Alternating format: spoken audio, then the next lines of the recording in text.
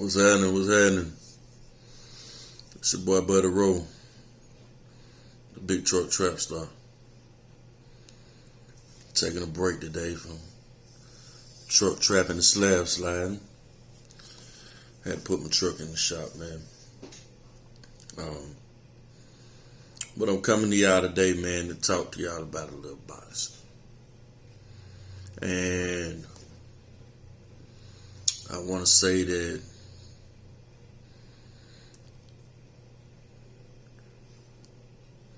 to be a boxing fan, you got to be a glutton for punishment. Not from the aspect of someone who just loves to see violence, even though you do have to be someone who loves to see violence in a combat sport to enjoy boxing and MMA, UFC, kickboxing, fucking all of that. But you have to be you to be a boxing fan of this day and age, or pretty much any point in time, man. You're a glutton for punishment. More so over the last few years, and I'll explain why.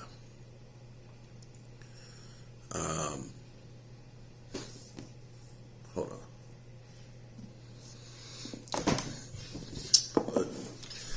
Here's why.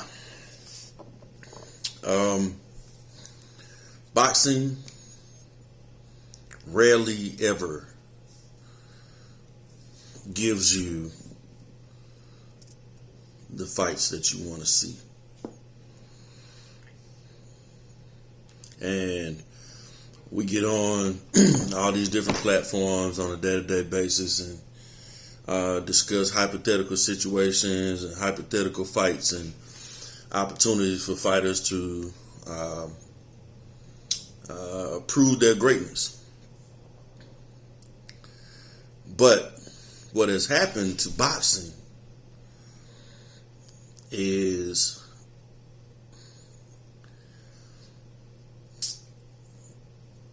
everyone wants the fame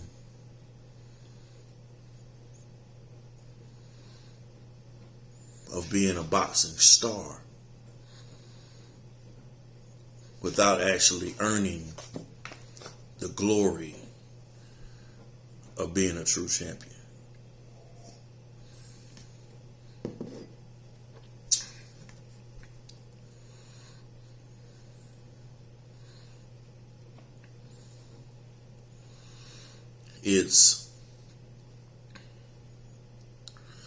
If you ask the average fan, most of them will say that it's Floyd Mayweather's fault, which couldn't be farther from the truth.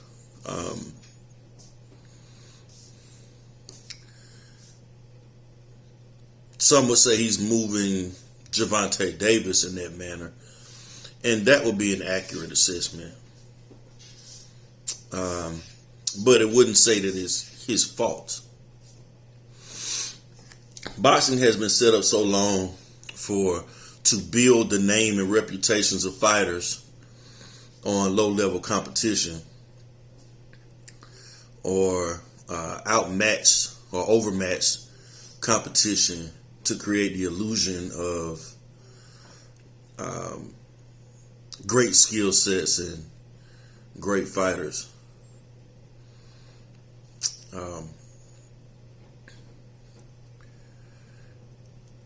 And when they get to a certain point, when there's no more tomato cans to kick around, then that's when you start getting the fights.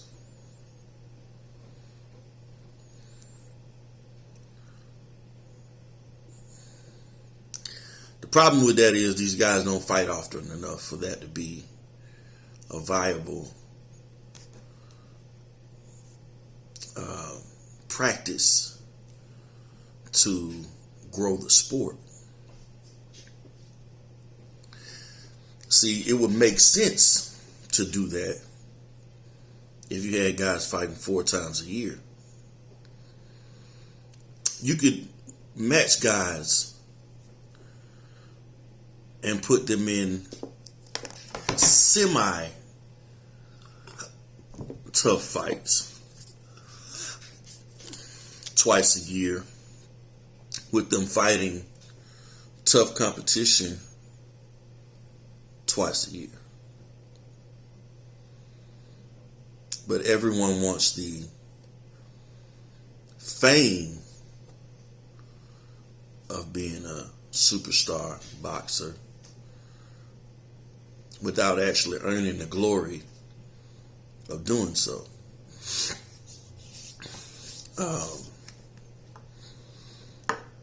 I stated before that boxing is similar to old TV show I used to watch called Highlander. And the motto of Highlander was that there could be only one. That's the end game. That there could be only one. That eventually you're going to have to fight the best competition for the glory and take him off the chessboard. The things that happens now is fighters move around from division to division, and they avoid the best competition in those divisions. And again, like I said, if you ask the average person, they would say that Floyd Mayweather ushered in that era, which is not true. Floyd was one of the most avoided fighters in boxing until he beat De La Hoya.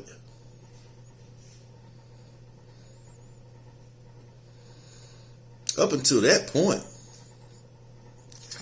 guys did not want to get in the ring with Floyd. He had to beg. I can show you 15, 20-minute clips of him begging fighters to get in the ring after fights. Immediately after fights. And it wasn't until after Oscar De La Hoya came along and they feel like he was the cash cow and they could get all the money they wanted to get from fighting him that it came about that they were interested in risking anything to get in the ring with him.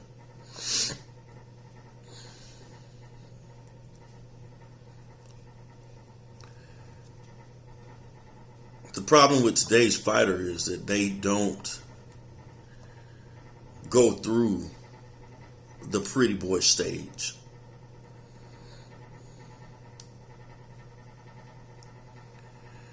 By fighting the toughest competition and fighting multiple times a year in their younger years against formidable opposition.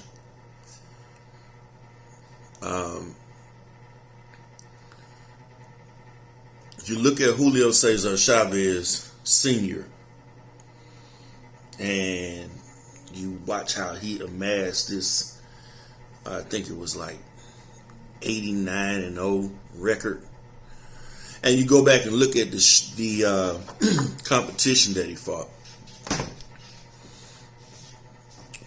and if you go back and look at it honestly, he may have fought 7, 8 marquee fighters.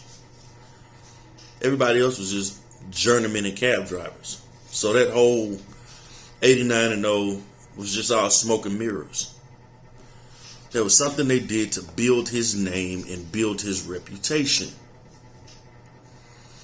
But he fought so often that he was in your face.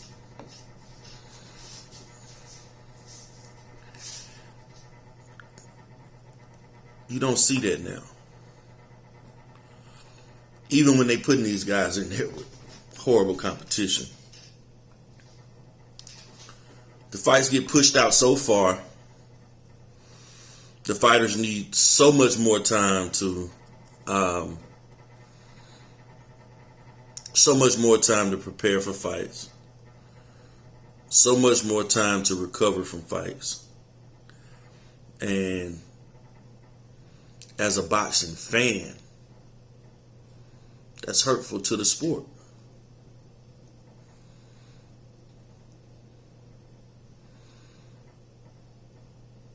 Of course now, I'm not getting punched in the head. Let's not misconstrue what I'm saying at all. I'm not getting punched in the head.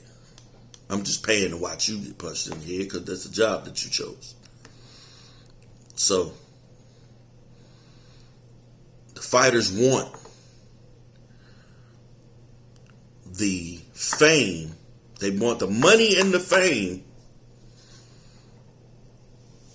without actually earning the glory through fighting tougher competition. So as a boxing fan, you end up being a glutton for punishment because you never get marquee fights. They take so much time building up fights between fights and then throw whatever it is at you that you didn't ask for. The fights that you asked for, you don't get.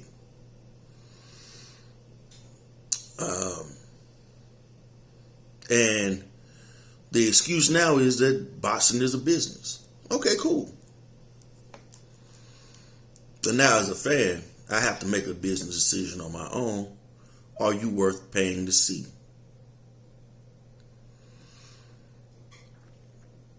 And because we love the sport so much, most of the time the answer to that is yes. But for the most part, we don't love it for what it is now. We love it for what it was, and we grew up knowing about it.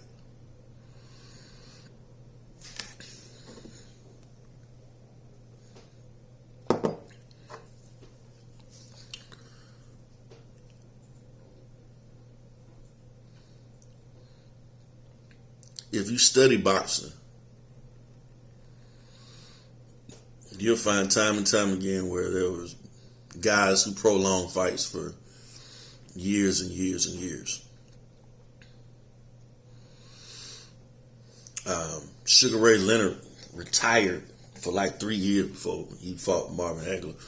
Even got up and invited Marvin Hagler to a party, a press conference or whatever, dressed up in tuxedos. Everybody in there in tuxedos saying that, thinking that he gonna announce the fight, and he just told him straight up, "I'll never fight you. It's not gonna happen." Embarrassed the shit out of that man. You know what I'm saying? They try to blame Mayweather for the Pacquiao shit.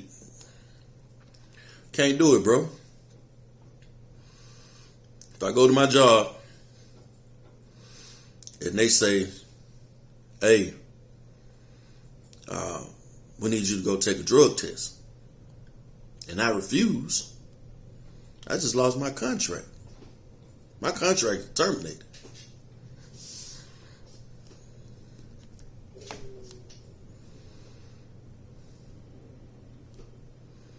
There's no other profession where you can refuse to take a drug test and it be okay. You're terminated at that point from any other sport, any other job, anything, if you refuse to take a drug test.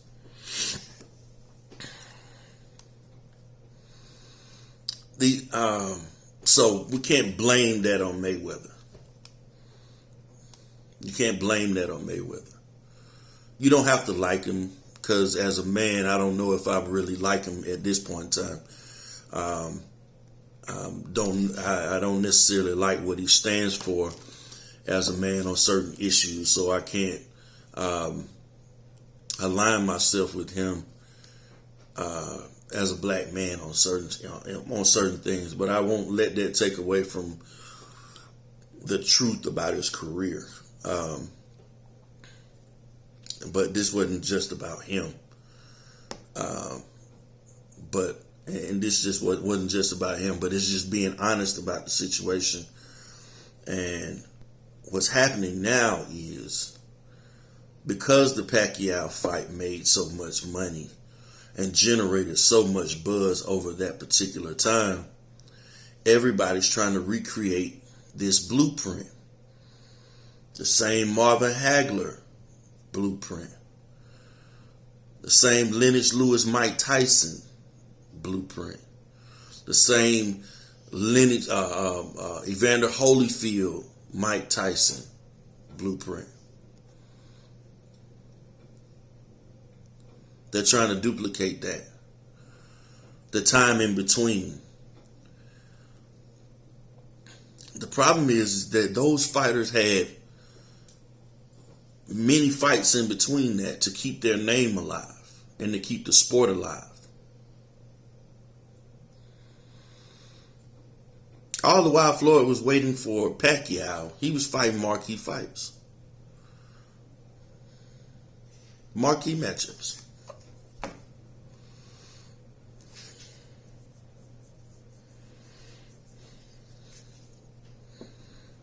Well, the only one that you wouldn't say was a marquee matchup was who? Probably Robert Guerrero.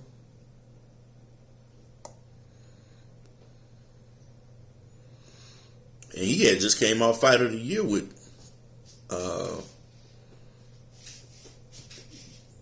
Berto, I think. Andre Berto. Victor Ortiz, and he had just come from Fight of the Year with Andre Berto, I want to say.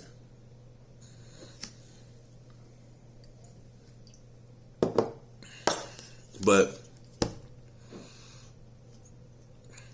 guys nowadays don't move in a manner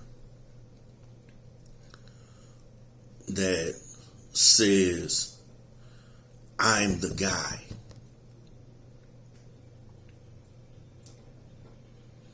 They don't move in a manner that says, I'm the guy. They don't fight and take the competition out to say that I'm the guy.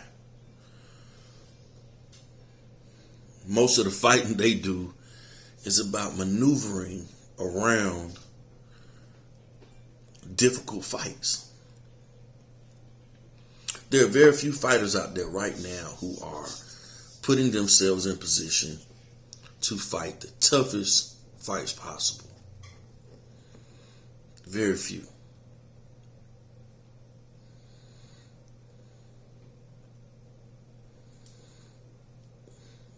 Josh Taylor ran the gauntlet at 140.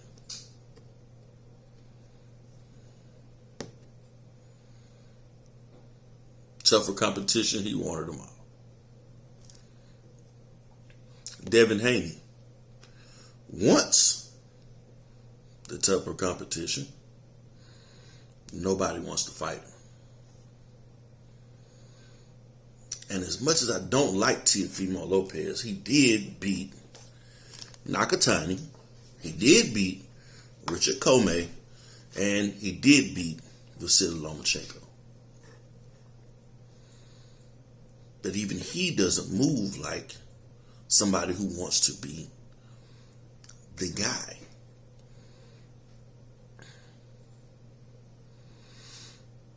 For as much as we hype on Vasily Lomachenko, and he's a good fighter, possibly even a great fighter. It's possible. He's done some great things, but he's also only 15, 16 fights in? He's already got 2 losses.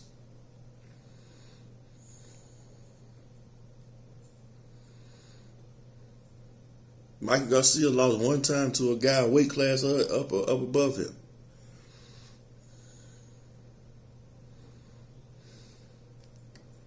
Yet Lomachenko is held in higher regard.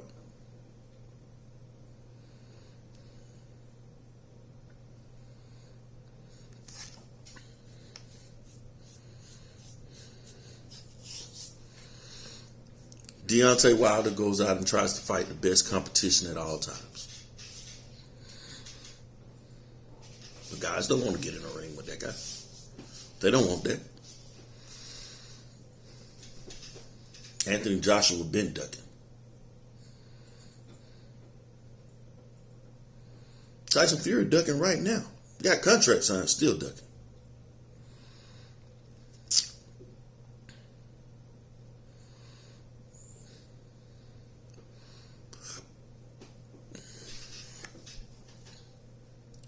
For as much as Terrence Crawford talks, he used to talk. He got all on TMZ, told Errol Spence to pull his skirt down and take his panties off and all that old type of shit. But when the man says 60-40, come on, let go. You don't jump up. You don't jump in the ring. You go in there and kick these tomato cans down the street. So now we got to wait on the marquee matchups for you and speculate on how good you are, as opposed to seeing it in the ring.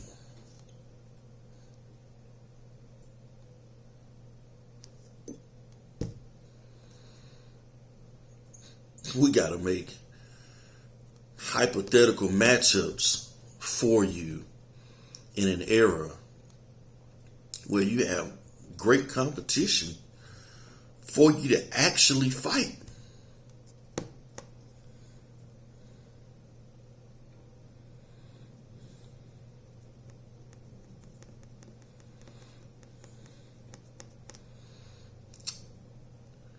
Errol Spence has tried to fight the best competition, period.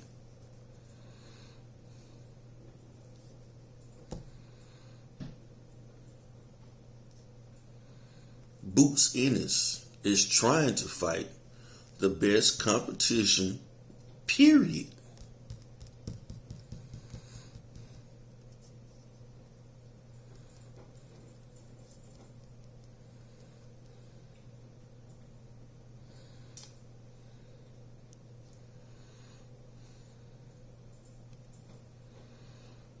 Bro,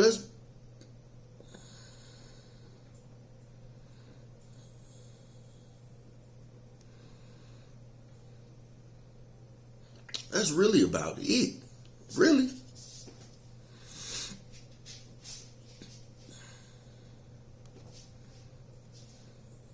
That's really about it. Everybody else is basically after the fame without the glory of actually having to physically beat somebody. And as a boxing fan, we sit up and we wait. And we wait. And we argue. And we wait. And we argue. And we wait. To the point where there's boxing fans out here asking,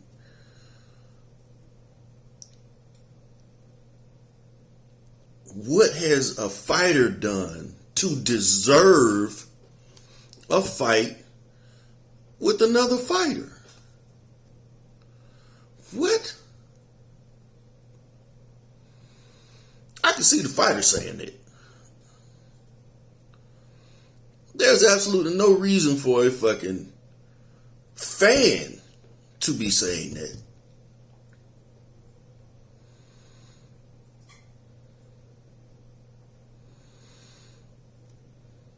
Most of it is because you don't want the scare of having to have your favorite fighter in a competition where they could lose.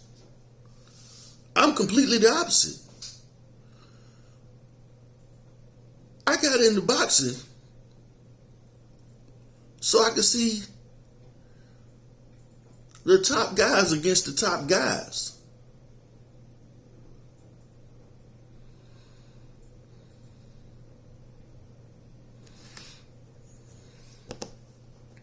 I watched Gervonta Tank Davis maneuver around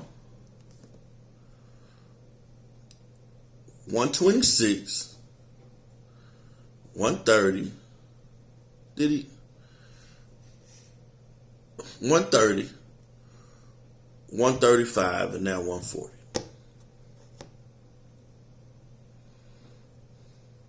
Without fighting major competition. Who? What's your boy name? Jesus Cuellar and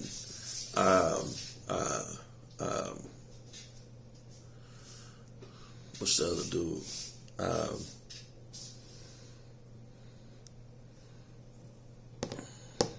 He won the title from at 130.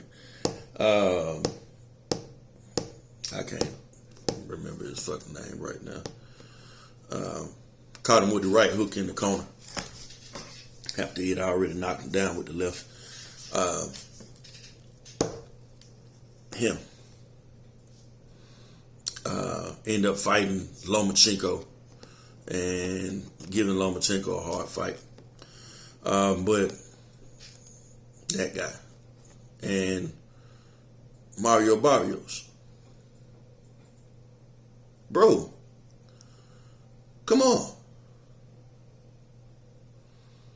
Gary Russell fighting one time a year because no champions want to get in the ring with him, but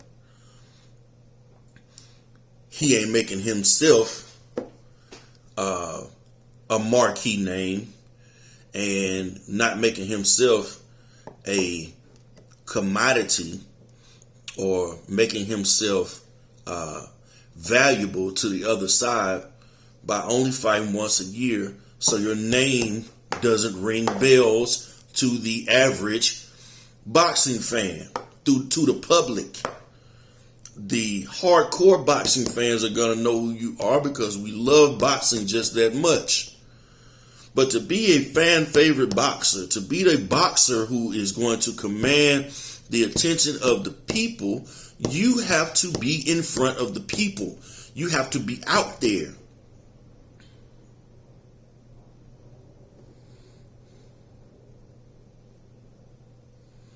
You have to fight.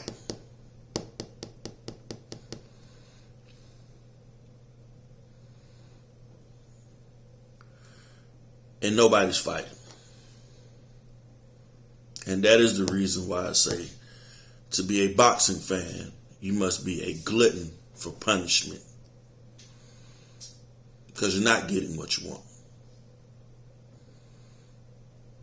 The only reason why we're still here is because of love of the sport. Not because the sport loves the fans. We love the sport.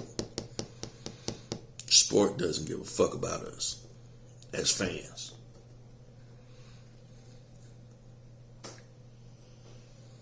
And they honestly don't give a fuck about glory.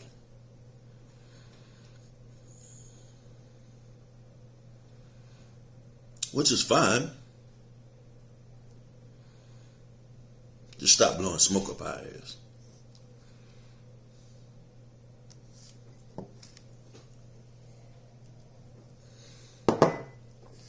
So, with that being said,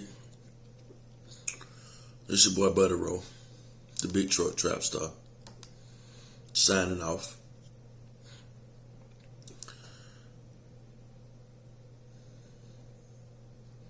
I pick and choose when I want to be a glutton for this punishment.